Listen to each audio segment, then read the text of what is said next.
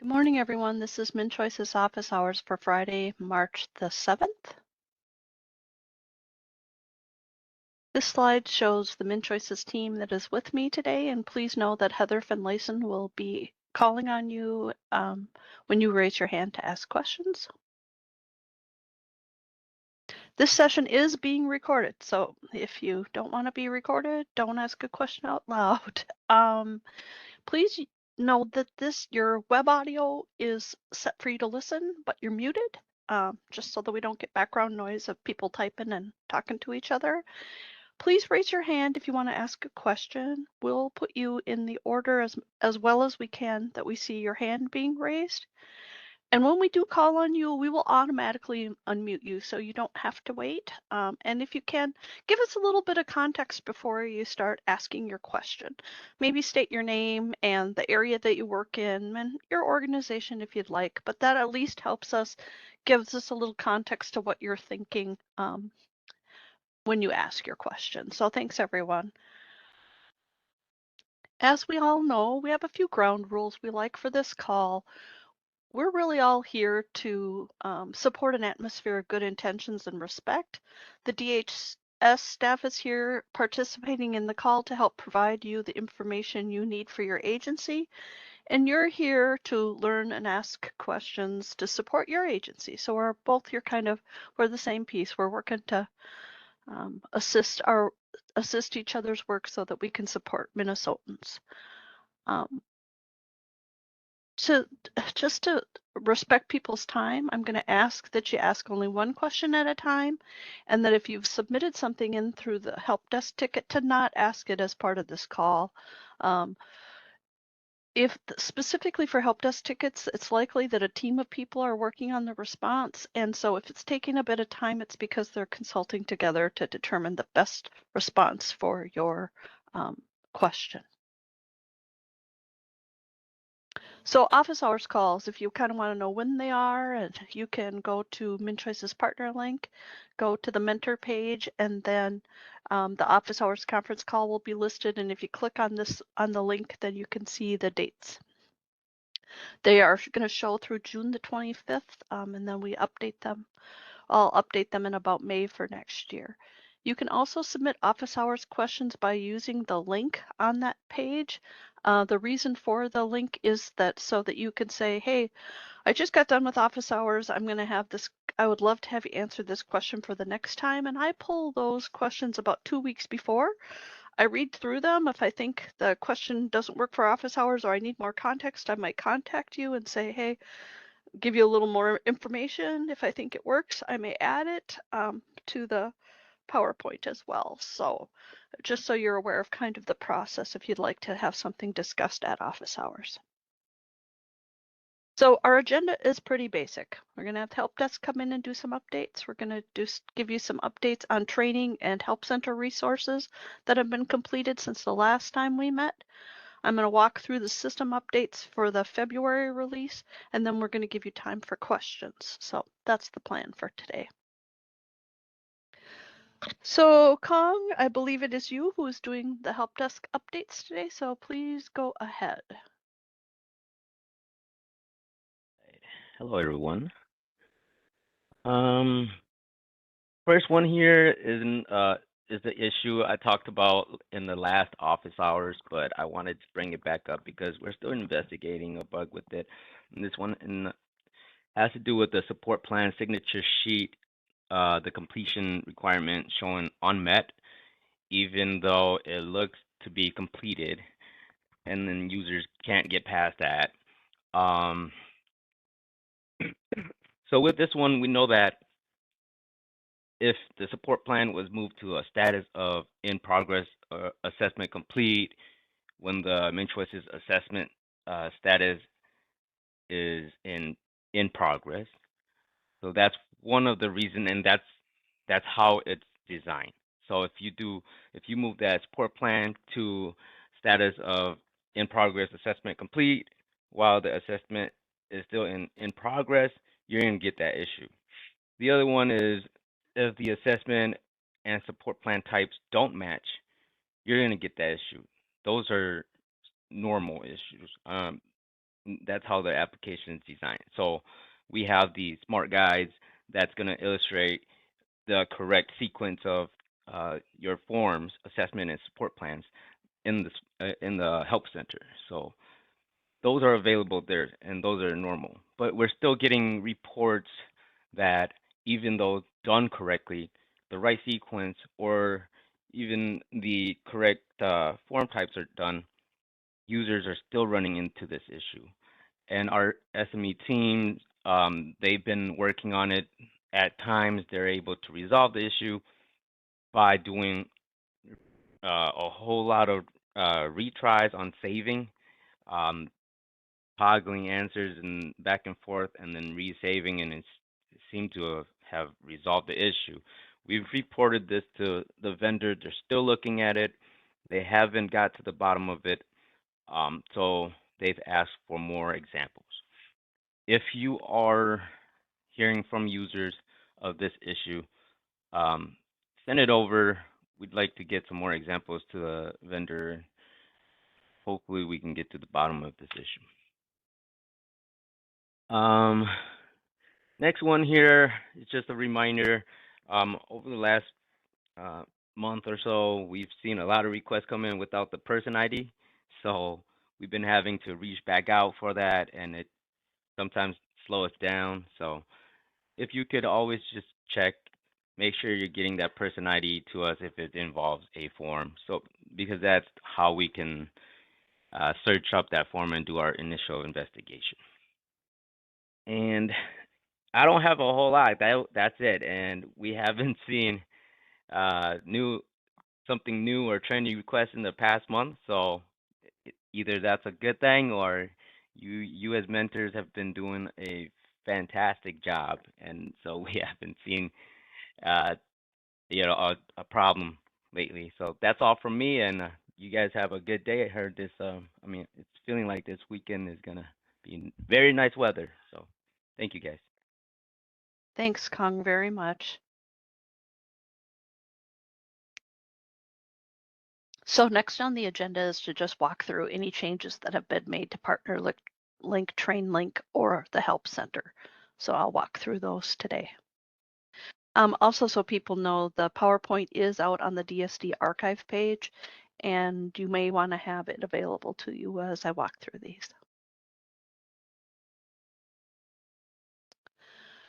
So a diabetes selection was added to the diabetes section in the MnCHOICES assessment, functional assessment. And so we added that change in field to the training for the functional assessment well-being part 2 in the content modules. So the MnCHOICES assessment has both content and workflow modules. And so here it says on slide 11, what we did is that we added a selection. So other injectable medication. So for the content health risk assessment, part 2, module 2, again, they were updated to read the selection correctly. And then we also removed from the narration, only check insulin if the person uses insulin, because of the other availability of the other injectable. For the content health risk assessment part 2 module, again, we added a piece on when they select primary doctor in the slide, you can choose each of the different health concern subgroups. You can click one of them. And so then now it says, if you choose primary doctor, you can do yes, clinic name, and the other information. So we just updated this so that it displayed correctly based on how it looks in MnCHOICES. Okay, so for the workflow HRA part 3, I actually am just made final changes on this document because we've been learning more about the functionality. So when an HRA form is created in a person record, it'll copy information from the previous HRA and from the contacts as well of the person's HRA. And so what this will now say is that the emergency contacts and guardian aren't required fields for the HRA. And so it isn't that the data won't display, it'll only display if the contact's completion requirements are met, which is then why you see the cross out on the slide. I've been able to test it and verify it, so I made this edit this morning.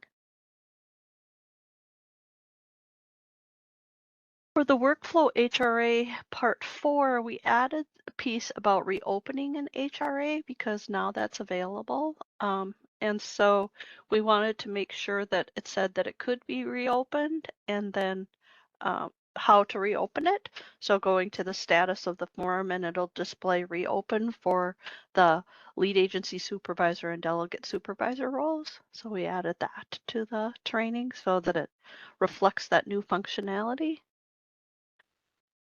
We also split the person record module for access and navigation because it was getting a bit large. It was going to be about 60 slides, and we just didn't think that that made sense for users for having time to go in and take a training. And so we split it into 2 modules. The first one is person record profile and person dashboard. And then the second is person record contacts, health information, and attachments. And again, it was to reduce the size as well as to add some more flesh to the contacts icon as we learn more about that section, or we learn more about that icon. So the profile and person dashboard module 4, we removed all the contact health information and attachment slides. We talked a little bit about how the person record is organized. Made sure that all the icon tiles were on one page because there's a section in there where you can click on the icon and it tells you a little bit about each of them. And then we also put in here a little bit about how using the plus sign in the completion requirements, we added that to the narration. We did some title changes. And then again, just remove some references. So basically what we did is we pulled the contact, health information, and the attachments information from this module and cleaned it up. And so it reduced the number of slides. So then what was added to create the person record contacts, health information, and attachment module is, of course, we updated the welcome slides that said what we were going to talk about. We reduced some screen content in slide 4 because it was getting a little cluttered, and we found a better way to review all the information that was needed in one slide instead of 3.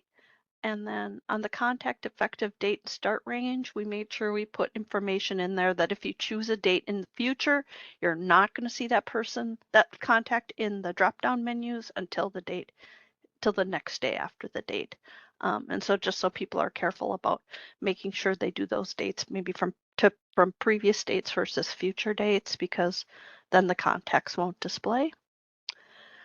We split the contacts into 3 slides so we could really go through each section of that contact icon. And that includes talking about what happens when you don't know a person's address. And we've given instructions on what to write in street address, city, county, and zip code when an address is unknown. And then lastly, in this module slide, we of course updated it to cover the content that was covered in the module. So we believe that this will improve the overall learning for the user. We also did some updates to the roles and permissions and the practice guides in the Help Center, and you'll see it because you'll see the new version.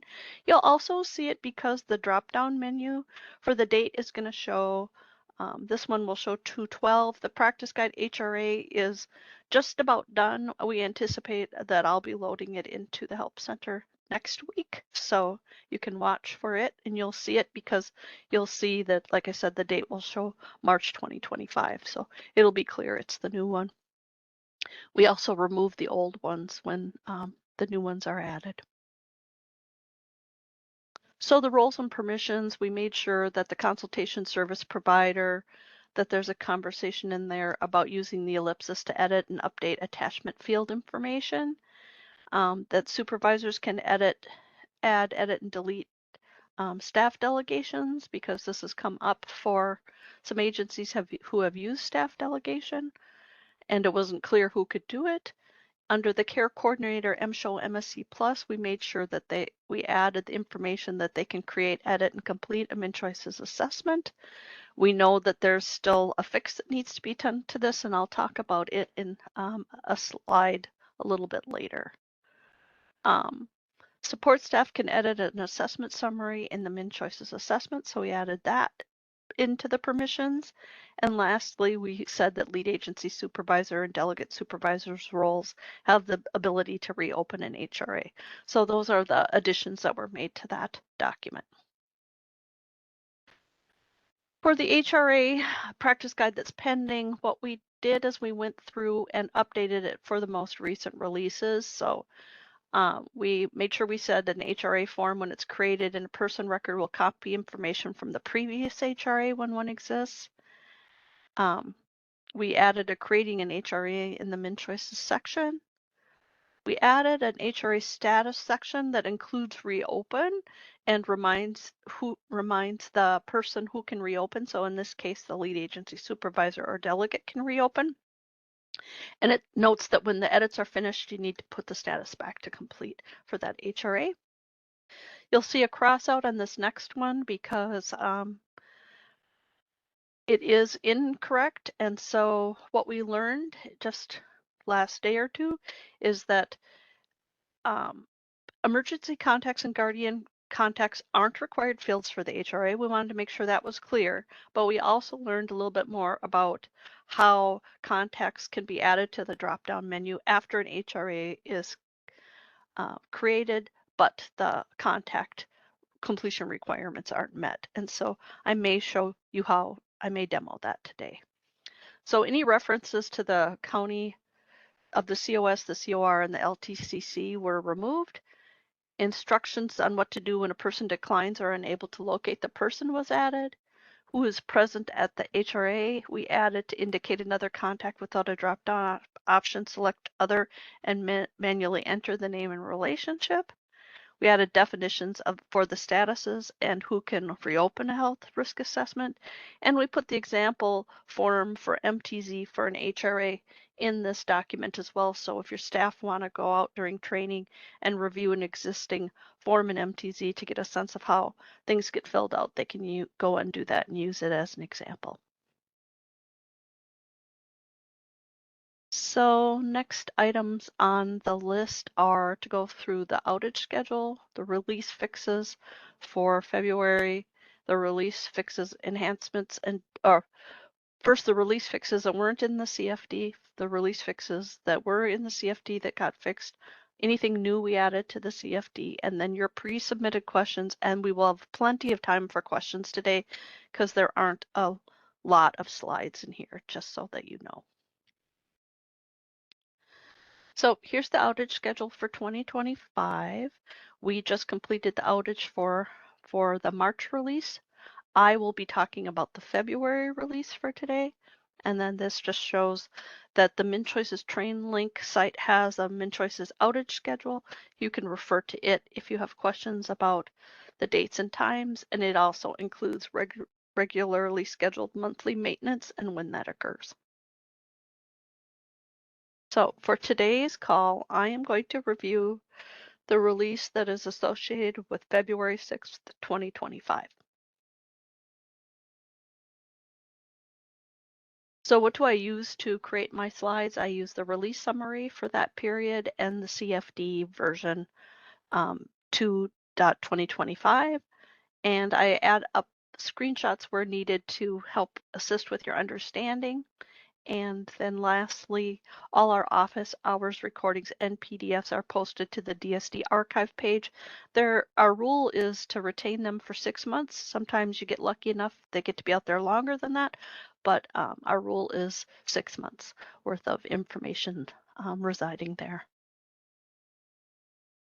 So let's go through an item not fixed in the CFD. There are 6 of them. The first one is transitional services and transitional services remotes haven't been available to a person on alternative care or AC or temporary AC. And so as a result of the 2020 state legislative changes and recently obtained approval from CFSS or CMS, sorry, transitional services are now available to persons accessing the AC and temporary AC. So alternative care and temporary alternative care. The next one, the Staying Healthy section preventative screening subsection of the MnCHOICES assessment form doesn't include an option for other in immunization and vaccinations. With the change made, there is now an other box. You can select other and describe the immunization in the text field. It does not, however, allow for more than one other selection. So if you choose other, you may have to put several immunizations in that text box. But you need to know that we are looking at creating an option to add multiple others and that we have it scheduled for a future release. We just don't know when yet. So it is in our radar of um, future releases. So previously, when MnCHOICES information was copied over from one assessment to the other, you got this copy from previous assessment and a whole bunch of dashes that it would copy over, and then it would give you the text.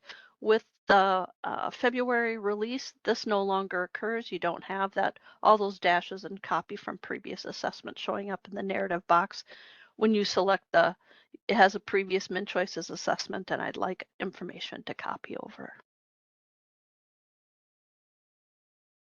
The next one, the certified assessor role didn't have permissions to view and print support plan forms and documents, and with the change in the role permissions for the support plan MnCHOICES assessment and MCO MnCHOICES assessment and the HRA form, the role has the permission to view and print the support plan print, the standard service agreement, CFSS type B service agreement, about me, my care team, about me and my life, about plan, and care coordinator next steps indicator report. So that permission has been added to the certified assessor role.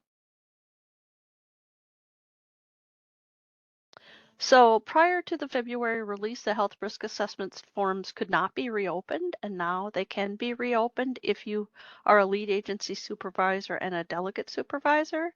The policy says that you can reopen HRA forms up to 60 days after the completion date, and then after 60 days, you need to request a MnCHOICES Help Desk contact form and select the question type policy and the policy type question managed care HRA support plans or programs, and give a description on why that HRA needs to be reopened.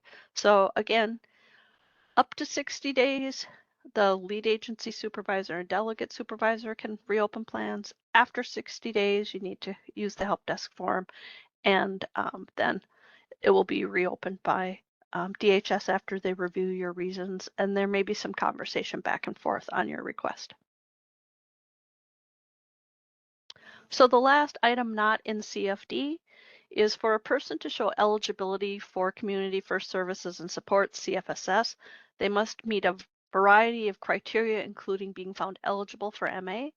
Therefore, people who are eligible for alternative care or temporary alternative care weren't showing eligible for CFSS, as having MA would disqualify someone from accessing those two services.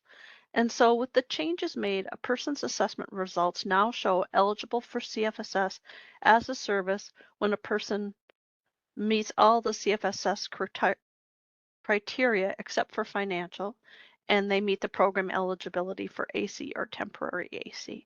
So now both will display, or all three will display, if that person is eligible. Oh, and notice there's a typo here. It should say AC, so please ignore that T. Okay, we're going to move on to the enhancements and defects. There were 2 fixed in the February 6th release. The first is the person record health information description So for MSHO and MSC Plus care coordinators, they didn't have the permissions to create a MnCHOICES assessment form and had to be assigned as a certified assessor. So with the changes made, the permissions now exist for the care coordinator MSHO MSC Plus because they have to meet the statutory requirements. They when the permissions are all fixed, they won't have to assign themselves a certified assessor. But please know there is an issue that is occurring and a fix is being scheduled. So though the permissions exist, so the MSHO MSC Plus care coordinator should be able to complete an assessment without the certified assessor role. An error is still occurring, and so we have it on our radar for a future fix. So though the permissions exist, you still need both roles assigned to the person record. You have to have that staff assignment certified assessor and staff assignment care coordinator, MSHO MSC Plus, to work on a MnCHOICES assessment. So the last item for the release fix for February 2025. So under the support plan printout heading, when more than one service is entered had the same cost as another service, the overall cost section displayed correctly in the support plan MCO and MnCHOICES assessment, but the incorrect amount printed out. So for example, in this example, you had two services that were $79, so it was correctly saying 158, but when the support plan was printed out, it would only say 79. So with the fix in the February release, this no longer occurs. And so for services that have the same totals, it will display correctly. So there were no items in the new to the CFD in February. And so I have one question that I'm going to review with you, and then we will be ready to take your questions. So if you want to start raising your hands, you're more than welcome to. Oh, I think I have 3 slides total, just so you know. So we wanted to remind you, since we talked about reopening for the HRAs, we want to talk to you a little bit about reopening for MnCHOICES assessments. And that same kind of policy applies for assessments as well. They mirror each other. So for lead agency supervisor, you can reopen an assessment up to 60 days, but after 60 days, please submit a request to reopen into the MnCHOICES help desk on the help desk form and include a brief explanation on why that assessment needs to be reopened. So we just wanted you to be aware of what the policy says and to remind you that's what the expectations are. So I have started, or DHS has started implementing the lapsed assessor protocol. And so every quarter we'll be looking at assessors that are lapsed, which then, of course, generates some questions by all of you, which is reasonable. And so this question was, I'm wondering if there's a way to do automatic notices to certified assessors that they're about to expire. Because we all know 3 years can be a really long time to remember, and with staff turnover, it might be harder for folks to keep track of it. So I went and looked at what was possible. I looked at, is there an automated option to send an email out to people? TrainLink currently doesn't have that functionality, and that's kind of where the certification occurs. If we did it in MnCHOICES, it would be an enhancement request, and I put that request in. The only other option that I could see is having someone know what their credential due date was, and would be to have them use Microsoft Outlook calendar as a reminder. But I have put in this request as an enhancement request for the person asking for me to do that. But the other piece I want to remind you of is that staff can look at their own credentials basically every day if they wanted to, but they're probably just not used to it. So they can go to their user profile, drop-down menu, pick My Profile, and when they get there, they can go down to their credentials and see their effective date range. So this will help them remember that, hey, as of that date, my certification expires. and I need to pay attention to it. And so they could then start entering their continuing learning units. They've got 3 years to put those units into MnCH 8020 into one of those modules. And so they don't have to wait till the last minute to do it once they know the date, and then they're starting to take their courses for their continuing learning units. So that is everything that I have for today. This slide just shows the training archive update. For somehow we've lost our you asking your questions slide. So if you have questions, please let's go ahead and do that. I'm going to just back up a couple of slides so it shows your questions so that we can take your questions. And Heather, I'm ready for questions anytime you are. Sounds good. Thank you. It looks like we have one question from Celia. Celia, I have unmuted your mic. You can go ahead. About what you just talked about, which I think we already sent something in to see how we can get it added, but under my credentials, it has nothing.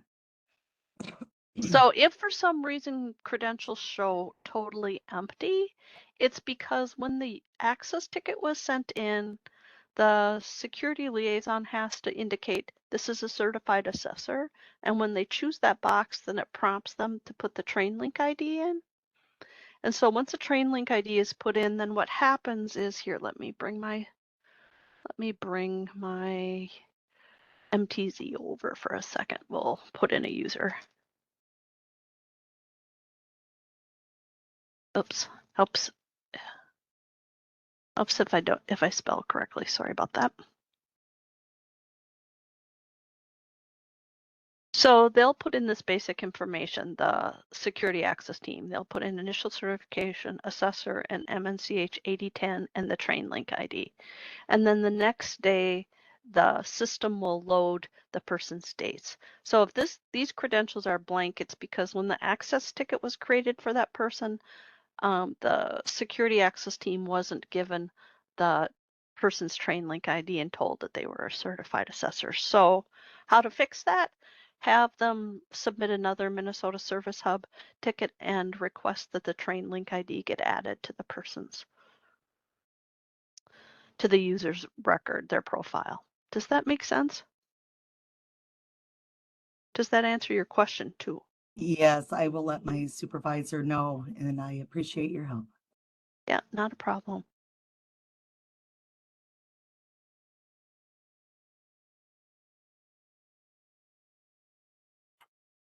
Okay, our next question is from Krista. Hi, yeah, I just had a question about recertification and if there's a grace period on it. For example, we had an employee that left our agency and was not here when they were due for recertification in October. They are coming back to our agency. Do they need to take the entire MnCHOICE training again, or No. is there? So Okay. I'll show you where stuff lives because I'm going to make this bigger Okay. because this is really hard to see. So I went to the MnCHOICES partner link page. I'm on the MnCHOICES training page. If we go down to the recertification, you're going to see recertification instructions. Okay. And what it's going to say is that the person has 30 days. But the reality is they don't have to totally retake their certification until they're at 365 days. Okay. So what will happen is that when they come back to work, they'll update their continuing learning units. They'll do that MnCH 8020 course and put in the classes that they've taken. And then it will issue their new certificate. And that certificate's going to have there's going to be a gap in dates between the first certificate and the next one. And then, but they'll be ready to go. So as long as there haven't been lapsed 366 days plus, they can just enter their CLUs and be ready to go. But 30 days is the normal kind of grace period for people who are actively completing assessments. Perfect. Thank you. Yep, you're welcome.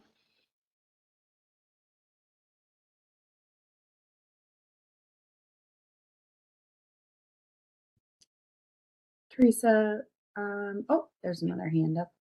Sophia, you can ask your question. Can everybody hear me? Yep, just great. Thank you. Thank you. We're getting ready for our annual audit, and we need to print out our support plans that have all the quarterlies on it. So there could be the initial support plan and then 2 or 3 that have updates on them. Do you know in the future, will there be a fix where the support plan can be reopened? So for MCOs, there's one support plan from beginning to end instead of the initial one, and then every time we make an update, there's an additional support plan in the system. Because it's kind of hard to get it pulled for audit because they're not always, the initial and updates don't seem to have all the same information. There's some stuff that's left off.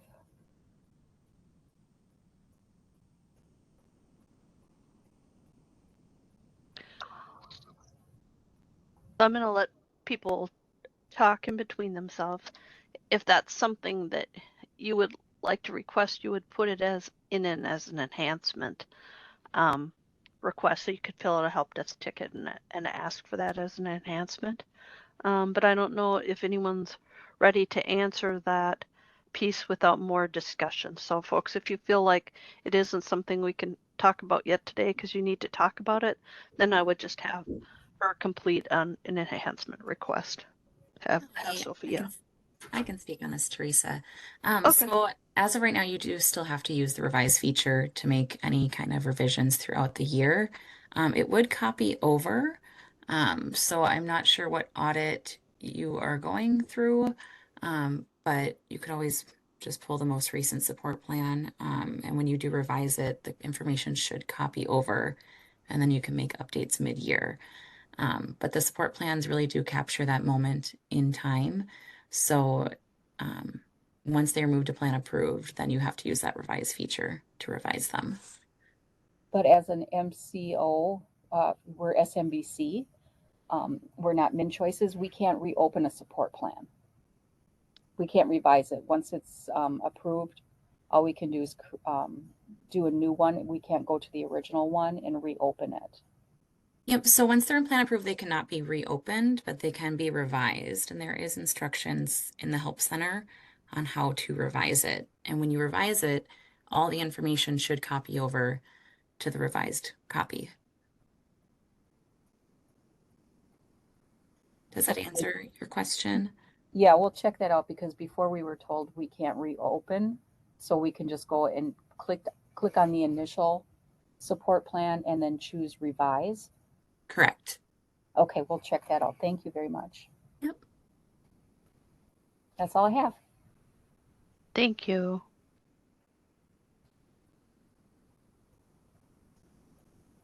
Thank you, Sophia. Our next question is from Abby. Yes, hi, good morning. Are you able to hear me?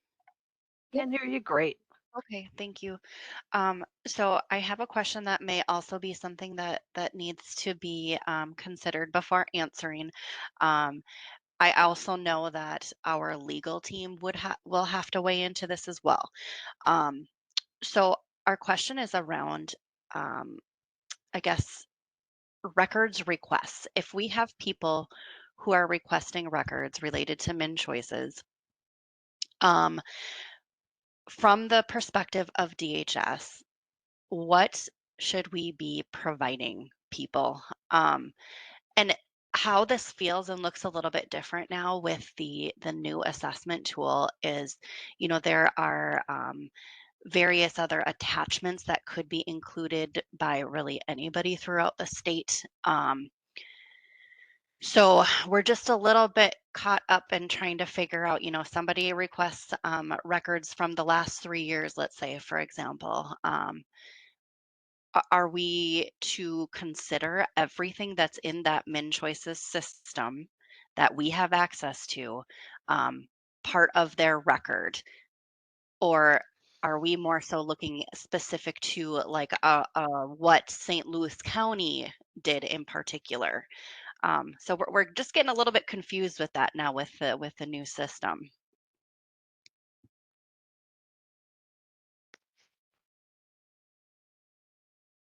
We'll let them have a conversation Abby, as you noted, it was likely to cause that, so we'll just give them a few minutes.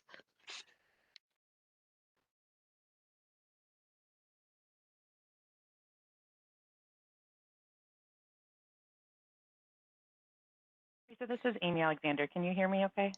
We can. Thank you, Amy Alexander. Yeah, I don't have a great answer. I think, there's a lot of nuance in the data requests because we receive a lot at DHS as well. And I think we'd have to have you either submit more, if you have a specific request that you've gotten kind of help desk form, or we would really also request that you potentially consult with your county attorney about what documents should be given, just because each request, could be a little bit different. And so I don't think we can give really a broad response. But if you want to submit an example on a help desk form, we might be able to provide more information, or like I said, we would suggest that you consult with your county attorney as well. Sure, thank you. One, I guess, follow up to this as well that we've had conversations about. So it looks different when you're trying to print off, right? An entire assessment. So we're trying to figure out exactly what documents would capture the entire assessment. Again, it looks a little bit different. So I have talked with one of our assessors who's really tuned in, and we do believe that we've narrowed it down to 2 documents, but wondering if you have thoughts about what would be the best documents to share from an assessment that do capture everything. Again, Abby, I think that's an interesting piece. So if you think you have that and you're wondering, I think that's the question that Amy would ask that you put in on the help desk form. Say, hey, we've been working through this. This is what we think the answer is. And I think then they can look at it and provide a response back to you. Okay, just kind of wondering if there's a kind of a standard of what printed documents would capture all of the assessment. That's it for that piece. Yep, I hear you.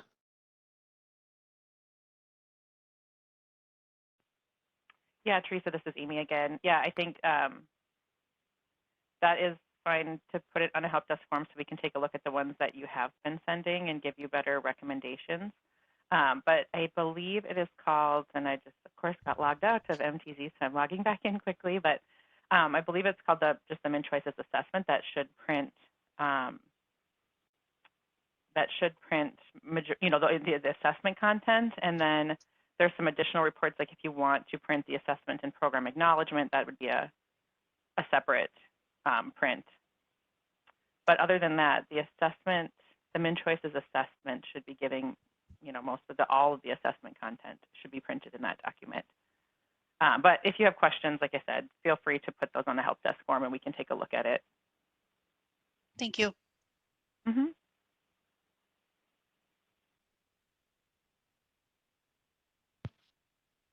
Okay, thank you, Abby. Next up, we're moving to Kirsten. Your line is unmuted. Morning, everyone. I had a question kind of going back to the revision. I understand, you have to use the kind of tornado looking thing for revision, but we've heard some feedback regarding so it would be a MnCHOICES assessment MCO support plan, and regarding an RS tool. And when there is a revision that is needed due to changes or different things like that, we're continuing to hear that the RS tool does not actually transition over, or that it comes through blank and that has to be refilled out. I guess the question is more on if the original one is still in there, when revisions are made for any purpose, be it if it's a change in goal or it's to add some notes or to add another different type of service outside of assisted living or customized living, is it needed to be filled out every single time, or is that original one golden? Just Right. a question I don't think I've ever asked, and I think every now and then we continue to get questions on the RS tool piece. So Amy Rumsa, before you answer back, I'm going to clarify a couple of things just to make sure we're all on the same page. So when you do a revision for a support plan, MCO, MnCHOICES assessment that has an elderly waiver residential services tool, all the data copies over except for units and dates. And so In this instance, what I'm hearing you say is that maybe you don't need to update that, but you would like to add other services. And now that's blank, so you feel like you have to update it. Am I hearing you correctly, Kirsten, that that's kind of the context of the question? I just don't want to overrepresent what you're saying. Yep, nope, I think that that is correct. It's that if that information doesn't come in when revisions are made, but there was, you know, the original first assessment that has all of that in it, and changes aren't being made to the actual RS tool itself, or you know, customized living rates and all of that type of stuff. Does that portion need to be updated in revisions, or would it be able to be left blank? Does that affect anything, I guess, is the question. So Amy Rumsa, does that give you enough to think about? Sorry, you don't have to answer right away. You don't have to answer right away. I just want to. No, I was just gonna say, because the revision should pull all that information in there, but you're saying that it doesn't, Dates and units or are has blank. Units are blank. Yeah.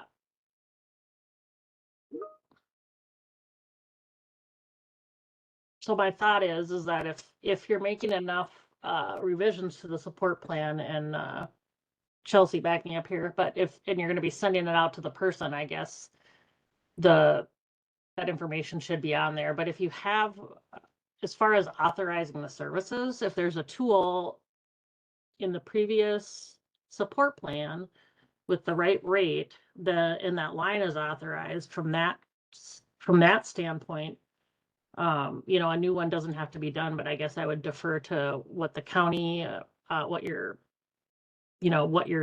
flow is. Maybe if I could clarify, Amy, I'm going to give an example. Sorry, I'm hearing that. Yeah, Amy, you'll just have to put yourself on mute. You'll just have to put yourself on mute. Yep. Okay. So we had an example where a member was on assisted living with customized living, had a support plan, went into a nursing home for a bit. They did kind of a temporary exit during the time they were in the nursing home, and they're coming back on. And, you know, there was a break in services for the actual customized living provider.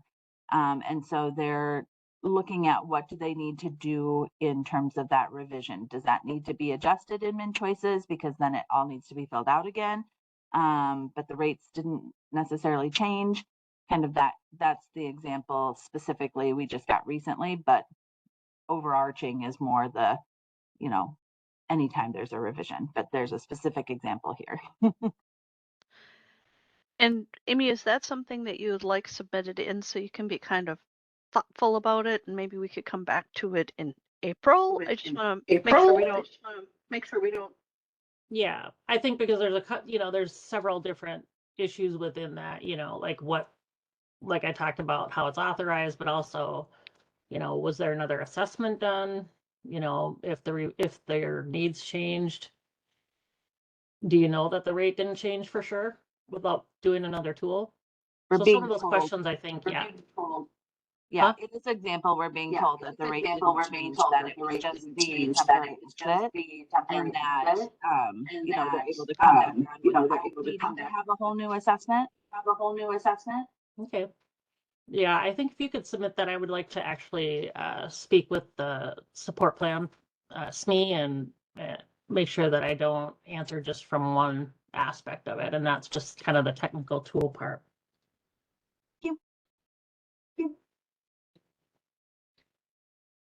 So Amy, please make sure you're on mute again. Thanks.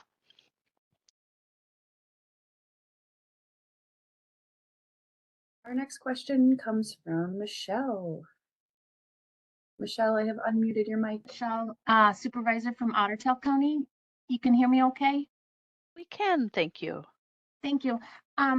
Just a couple of questions, and this might be a better question that I would submit on a help desk ticket.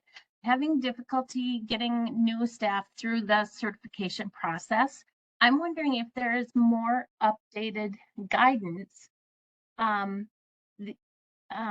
we're finding learning lab instructions from 2016, training aids that are all focused on the, or not all, I'm sorry, on the previous 1.0, and just looking for some direction as how to get through. And primarily it's been part 3, step 3 with MTZ and learning labs that we've had the most difficulty with staff getting through the MTC process. I'm wondering if it's because you've got old links. So what I'm going to show you is this. I'm going to bring train link over. So here, hang on, let me go log in and then come back. And I think just even for them, for all of the assessors to have that MTZ option for more and more practice as we keep going. So they can practice an MTZ all they want. Right. So once you give them a username and number, there's nothing that stops them from practicing after their certification. But I think the piece that you're asking is, so oh, can you guys hear me? Yeah. Okay, my computer is going black in screen, black in, black out. It's now we can't see your screen, but we can hear you.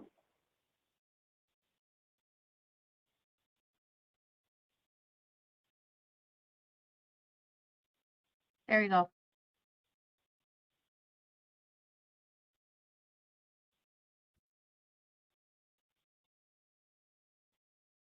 We can see your screen again, Teresa, but we can't hear you if you're talking.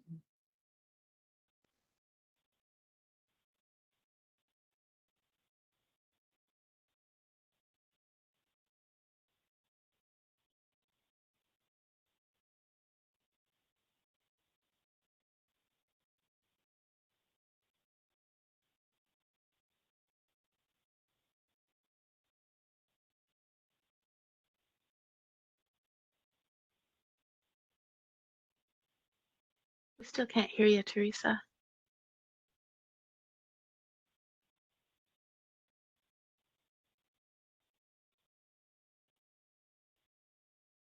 Teresa, this is Lori. I'm wondering if you have an option to call in.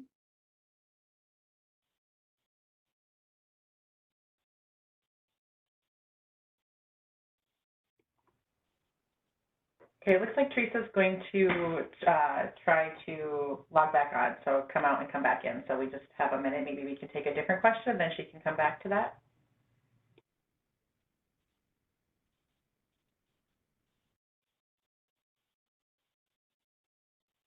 Okay, we will move to the next person. This will be Trista.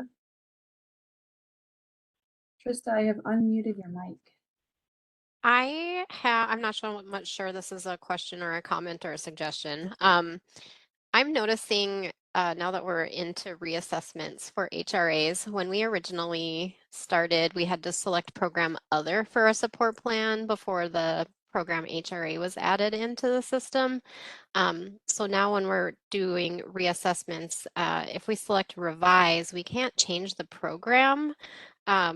So it would still say other rather than program HRA. What are your recommendations that we should be doing? Are we going to be needing to do new, like from scratch support plans and select HRA as the program? Or is it okay for us to revise and have it default to saying other like it originally did?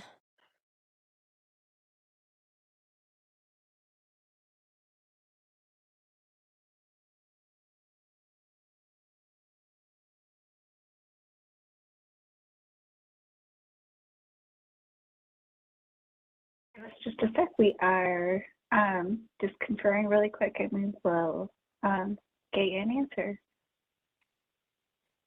It would be a great enhancement to be able to change the program, especially when we're having individuals go from HRA to, if they're requesting a assessment for CFSS, to be able to just revise their current HRA support plan and change to program CFSS too would be a big time saver. Tina, do you want to speak to this, please?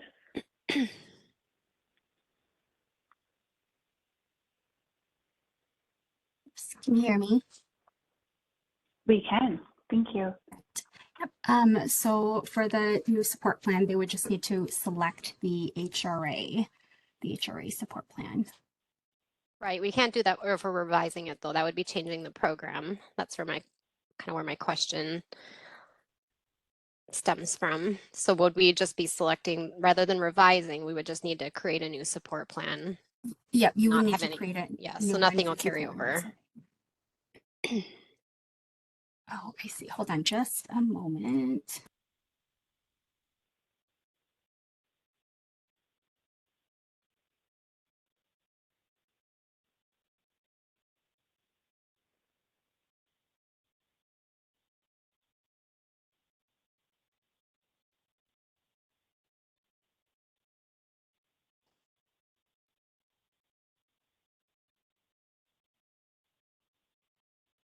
Okay, yep. So just confirming that once you do have that new support plan, that nothing will carry over.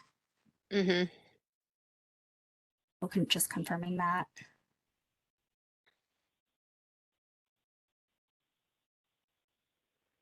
And it's just a requirement of the system that you have to choose a program prior to the program is what populates the services lists and those sorts of things. And so once you've done it, you can't revise it. You have to create a new program or a new support plan to change the program. Okay.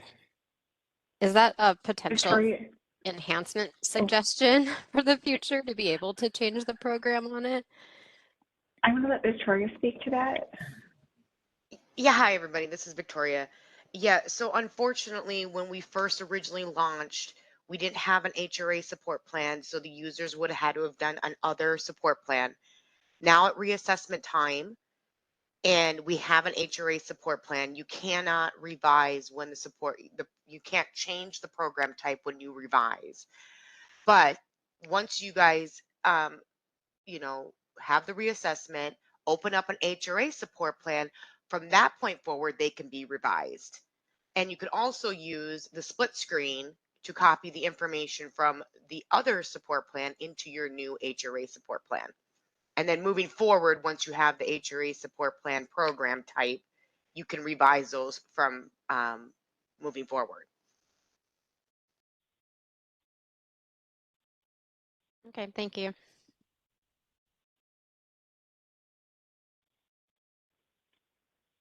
Thanks, Victoria. Heather, should we move to the next question? Yep, I think we're still waiting for Teresa to come back. Yeah, so we'll just keep moving along while we wait for Teresa. The next question will be from Lana. Lana, I have unmuted your mic. We're ready for you.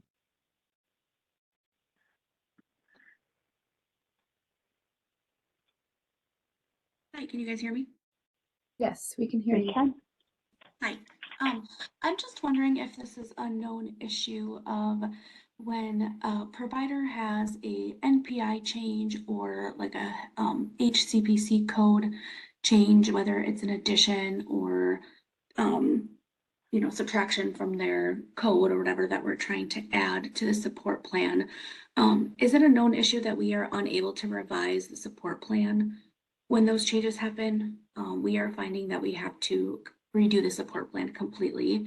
We tend to get an error saying that like the location has changed or a specialty code or provider is not eligible to provide service errors. We can't even like do a revision to remove that provider and add it as a new NPI or anything. So I was just curious if that's a known problem. Hi, this is Chelsea. I can speak to this. This is a known issue. The reason why is when it's revising, it's trying to pull all that info to the new support plan, to the revised support plan, and it connects to the MPSE system, like the Minnesota Provider Enrollment. And so if that provider is not enrolled to provide that service, it can't copy over because it does a check with that system to ensure the provider is enrolled. So the provider needs to follow up with MPSC. There is a portal where they can update their enrollment. And once their enrollment is resolved, then you can revise it. But if they no longer provide that service or they're not going to be enrolled for that particular service anymore, then you would need to create a new support plan. The system does not pull the information without doing that check from MPSC. So it is a nice, it is a known issue. And what the I'm only way to hearing resolve is, is to have them connect with MPSC. so what I'm hearing, just to make sure I'm understanding, is have the provider do their part with DHS or, you know, that verbiage that you just said. Correct. Yep. And then once they do that, they can let us know, I guess, and then we can then be able to go in and revise, and it should work, hopefully. Correct. Yep. And it's Minnesota Provider Enrollment. It's Okay. MPSC. The provider should be familiar with that and how to ensure that they are enrolled in the services that they can provide. So Does that work the same for like NPI changes if they're like switching ownership of buildings and things like that? yeah, yep. It all is connected to ensure that the provider is able to provide the service. So yep. So if it has changed and they're not able to do it, then you do unfortunately have to create a new support plan. Is there like and I'm sure this is so different for everybody, but is there like a turnaround time that we should expect, like, or from like when they contact the desk and get that going to the change in the system or whatever? It's really hard to say. It just kind of depends on what their enrollment issue is and how quickly they resolve it. It could be a quick fix, it could be something longer. It can really vary. So I would just reach out to the provider to have them resolve their enrollment issue. And if it is going to be resolved, then you might have to wait to revise the support plan. Otherwise, if you do have to create a new one, you can always use that split screen feature to more easily copy stuff over. Okay, that's great. Thank you. Yep. Thank you, Chelsea. All right, next we're moving to Maria. I will unmute your mic.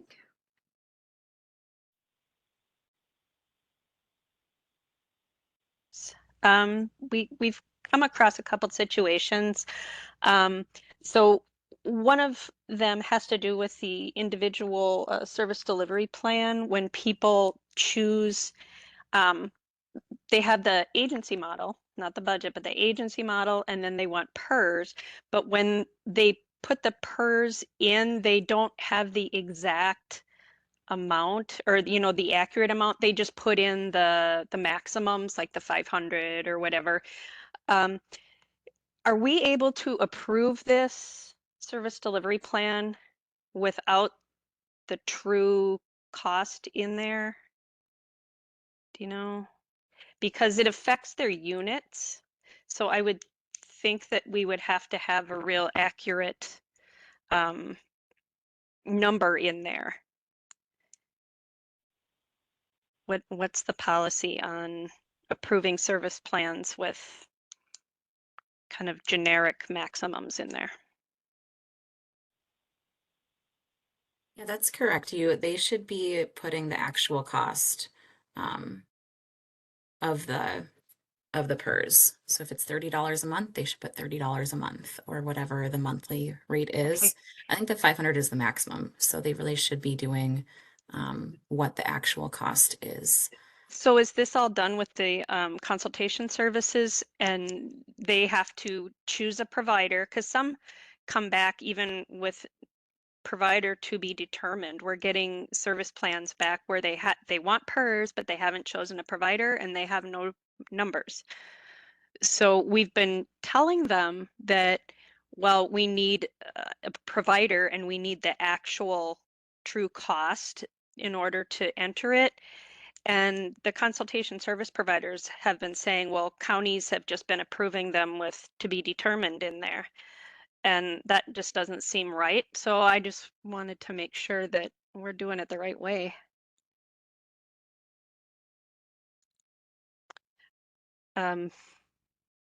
So is this something that we don't approve, or do we just wait on it and then put the actual numbers in the addendum?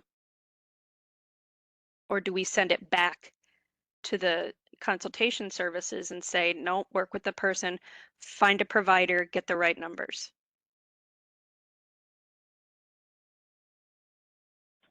I feel like this is a question that we'd want you to send in for CFSS. Because it's so specific to what it is that you're looking for, as far as, yeah, if you send it in, we'll get you an answer. Okay, so you want me to send that in? Okay. Yes, and please. then, Yeah, well, okay, and I then would guess that they want actual numbers, but I don't know that for sure. Okay, yeah, we just need to know what we're supposed to do. And then if we do get a PERS and we have all the right information, but it's after 60 days, do the PERS providers know to send in, you know, the 6893K to have their services added? Because we can't do that, or, you know, if it's after 60 days. Right. Right. No, I understand this was a request via that form, and I'm not sure of their awareness of whether or not to do that. So we would need to get CFSS policy staff to answer that question for you. Okay, so should I submit both of my questions in for further Yeah, review? you can submit them on one. Okay. Yeah. Thanks, Maria. Sounds good. Thanks. Sorry. Yep, that's all right.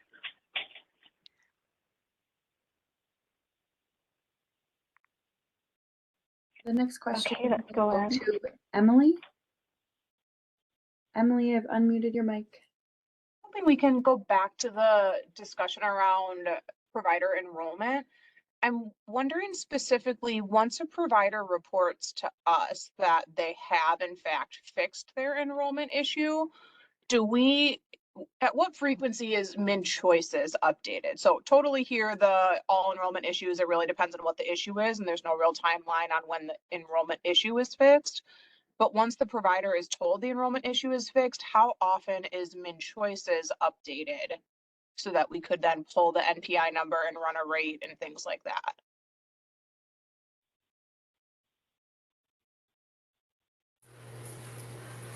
Hi, this is Mary. Just to let you know, the provider records in MnCHOICES are updated nightly. Oh, okay. They should. So They the run provider says, "Hey, we got word today that this was updated. We could just check tomorrow." Yes. It depends on how fast it comes through the system. They are pulling from MPSC nightly, and Gotcha. it goes up to for FEI, and it is updated nightly. But there may be some lag. But Fair enough. yes. But yeah, it is within a few days, we don't need to wait for like the monthly release or anything like that. No. Gotcha. Okay, yeah, that's just what I wanted clarity on. Thank you.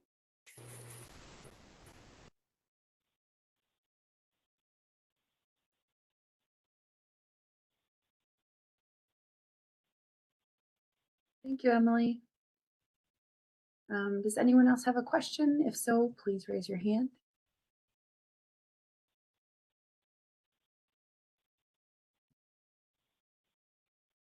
Our next question comes from Liz. Liz, your mic has been unmuted. Hi, I'm an SNBC care coordinator, and we're seeing a lot of issues where in MnCHOICES, we're having like duplicates of our members. And so like if my member's person ID is 15, there's also the same person with a person ID of 16. And all of my SNBC stuff is saying in the chart I expect, but like the CADI reassessment is in that other chart. And I've submitted tickets and been told the charts can't be merged. The duplication was due to an issue with the insurance, which I'm the insurance care coordinator and I wasn't told about any changes in member eligibility. So my questions are like, how would we know to look for a duplicate chart? Because we can't, like, we need to know to go look for that other chart to see what's going on with the CADI waiver. And the CADI waiver or the disability waiver case managers need to know to look for another chart to see what's going on with the SNBC side.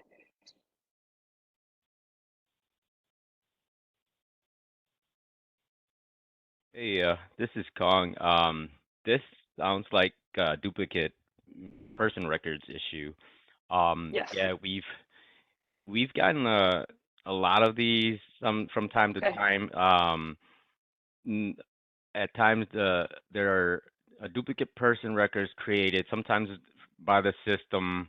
Uh, Sometimes you're when you're creating a record and you click on it and it doesn't register, you click the button to create again, and it creates two.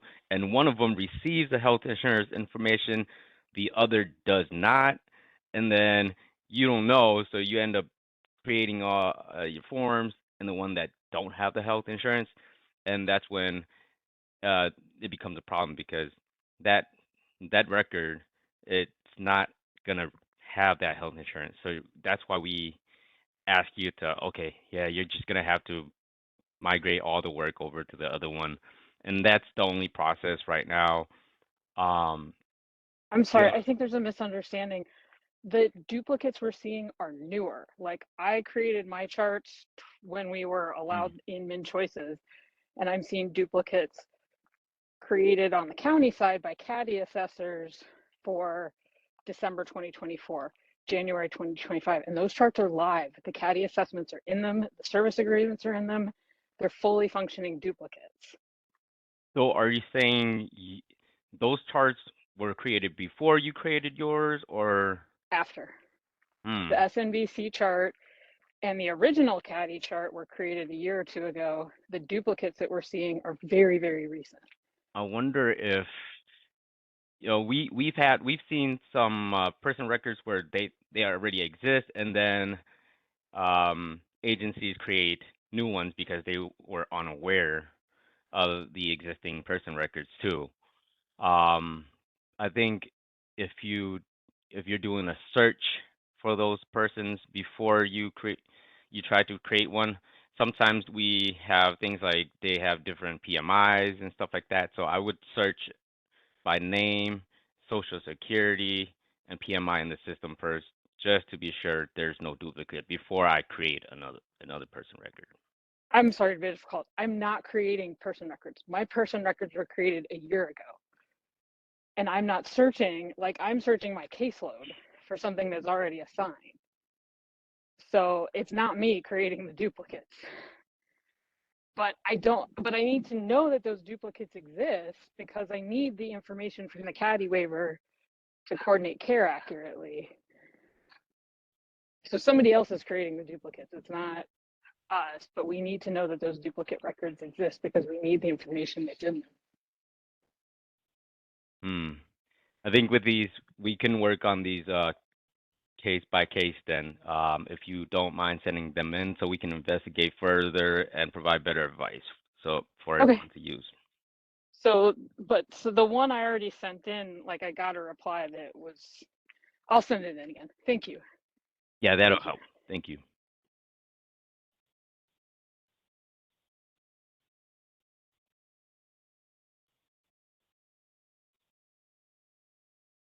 Thank you, Kong.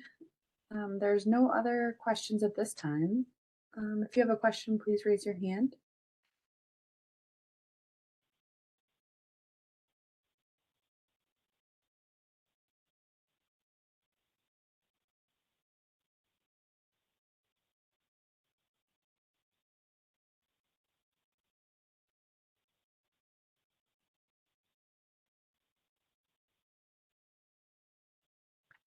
Emily, it looks like you have a question. I will unmute your mic.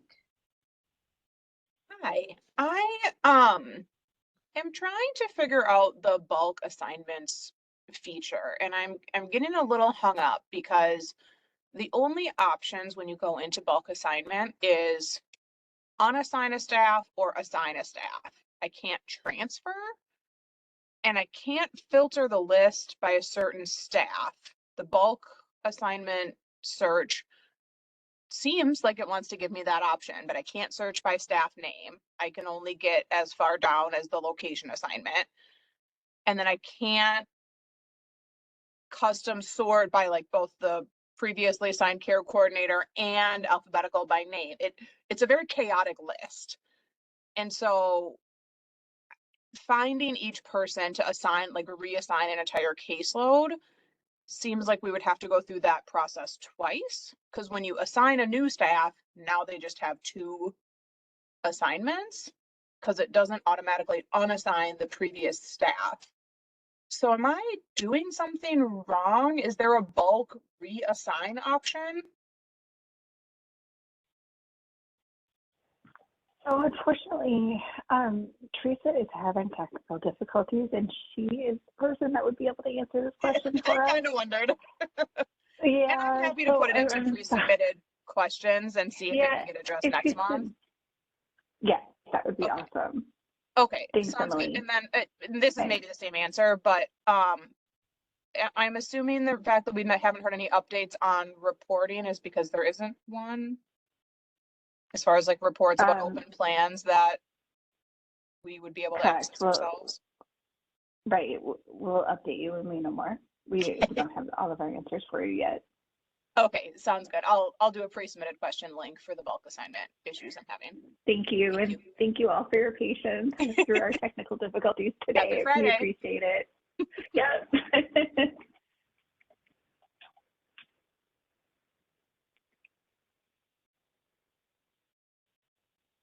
Okay, do we have any other questions, Heather? It looks like there are no other questions at this time. I can share the slides. Teresa had a reminder for everyone, so let me share that.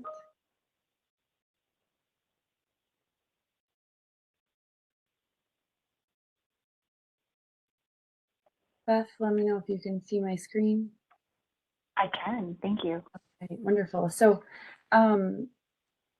when you are needing to reopen the MnCHOICES assessment, the lead agency supervisor may reopen assessments up to 60 days from the date of the assessment. But after 60 days, the lead agency mentors should submit a request to reopen through the MnCHOICES help desk form. We would like you to include a brief explanation on why the assessment needs to be reopened.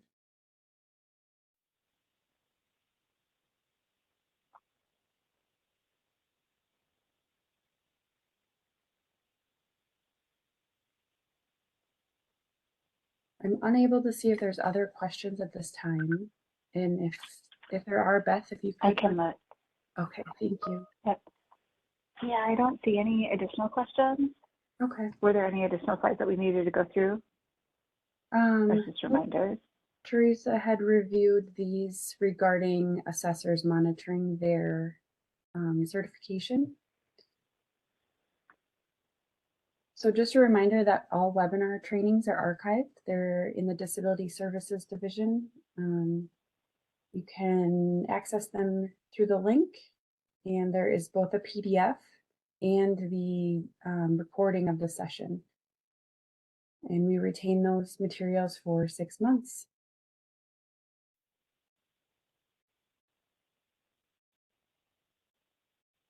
There's also archives of e-list announcements.